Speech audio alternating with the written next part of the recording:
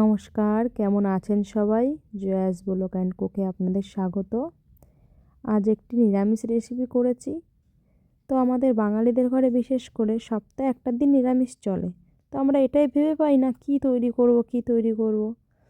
তো নতুন বাজারে শিম উঠেছে, নতুন আলু, এটা দিয়ে একটা শিম আলুর চচ্চড়ি করে ফেললাম। বেশ ভালো লাগে খেতে, খুবই ভালো লাগে। একবার হলে বাড়িতে ট্রাই করে খেয়ে দেখবেন, তাহলে বুঝতে পারবেন আসলে কতটা ভালো লাগে। তো চলে যাই রান্নায়, দেখে নিই কীভাবে তৈরি করছি। প্রথমেই গ্যাস জ্বালিয়ে একটা কড়াই বসিয়ে তেল গরম করে নিয়েছি। তারপর আলুটা দেখুন, আমি একটা বড় আলু মাঝখানটা দিয়ে ফালি করে তারপর টুকরো টুকরো করে কেটে নিয়েছি। আলুগুলো ভেজে নেব।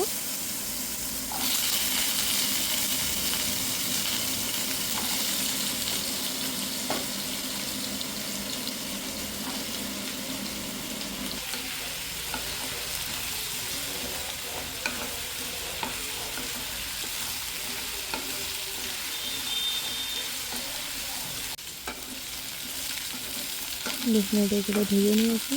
খুব লাল লাল করে ভাজবার দরকার নেই, হালকা ভেজে নিলেই হবে। আমি হালকা ভেজে নিয়েছি। এখন দিয়ে দেবো এতে নুন, হলুদ, দিয়ে দিচ্ছি নুন 2 চামচ,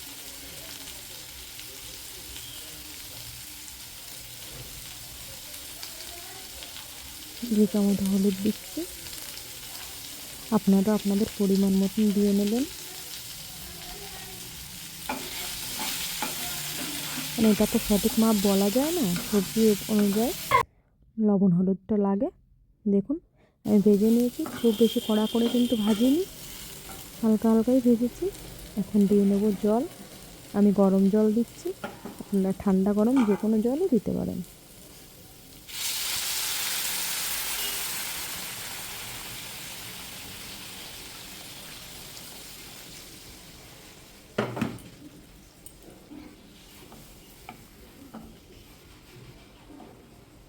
নেড়ে চেড়ে মিলিয়ে দিচ্ছি।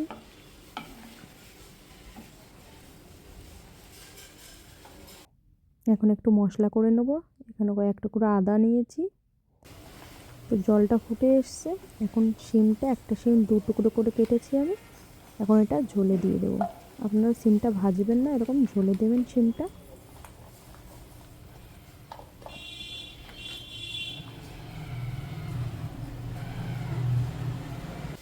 আর নিয়েছি 1 চামচ জিরে, নিয়েছি 1 চামচ ধনে, আর কয়েকটা শুকনো লঙ্কা। এখন আদা এটা একসঙ্গে পেস্ট করব, আর এই সর্ষে আর পোস্তটা আলাদা পেস্ট করব। এখানে সর্ষে নিয়েছি 2 চামচ আর পোস্ত নিয়েছি 2 চামচ।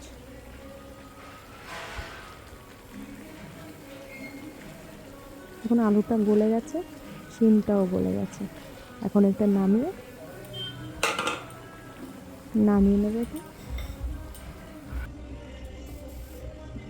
দিয়ে দিচ্ছি কড়াইতে তেলে দিয়ে দিলাম জিরে ফোড়ন। এখন দিয়ে নেব আদা, কাঁচা লঙ্কা, ধনে জিরে পেস্ট,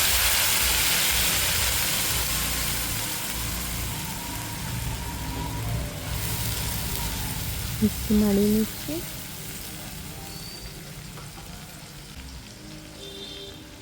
আর এখানে দিয়ে দিচ্ছি পোস্ত বাটা আর সর্ষে বাটা, এই দুটো একসঙ্গে পেস্ট করেছিলাম। আর বাটিটা আর মিক্সারের বোলটা ধুয়ে একটু জল দিয়ে দিচ্ছি। এখন এটা আর দিয়ে দিচ্ছি একটা তেজপাতা 2 টুকরো করে। এখন মশলাটা সুন্দর করে কষাতে হবে, যেন এর কাঁচা গন্ধ না থাকে। ভালো সুন্দর করে নেড়ে চেড়ে কষিয়ে নিতে হবে সুন্দর করে।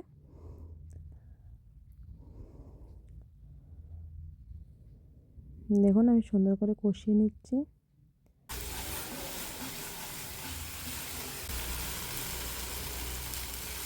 এখন দিয়ে দেবো সবজি ঢেলে দিয়েছি। তো আমার সবজিতে একটু জল কম হয়ে গেছিলো, যখন আগে নামালাম তখন নামিয়ে একটু জল ফুটিয়ে নিয়ে ওর সঙ্গে মিশিয়ে দিয়েছি। এখন ফুটে উঠেছে। তো একটু হলুদ কম লাগছে, যেহেতু পোস্ত বাটা সর্ষে বাটা দিয়েছি। তো আর একটু হলুদ দিয়ে নিলাম।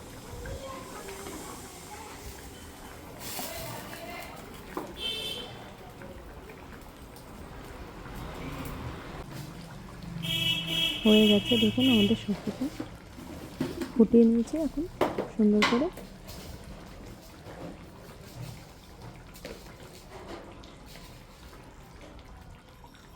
দেখুন কত সুন্দর লাগছে দেখতে।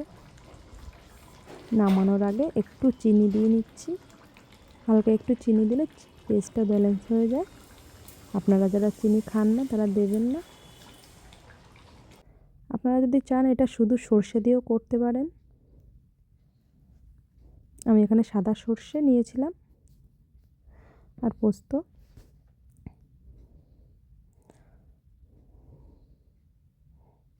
দেখুন কতটা ঝোল রেখেছি, কিন্তু শীতের সময় তো শুকিয়ে যাবে। দেখুন কতটা টেনে গেছে। দেখুন শিমটা কত সুন্দর গলে গেছে, আলুটাও খুব সুন্দর গলে গেছে। এখন এটা দিয়ে গরম গরম ভাতের সঙ্গে মাখিয়ে খেলে না খুব ভালো লাগে। একবার হলেও ট্রাই করে খেয়ে দেখবেন, তাহলে বুঝতে পারবেন। নমস্কার, ভালো থাকবেন। আসবো আরেকটি নতুন ভিডিও নিয়ে। ভিডিওটি ভালো লাগলে একটা লাইক, কমেন্ট, শেয়ার করে দেবেন।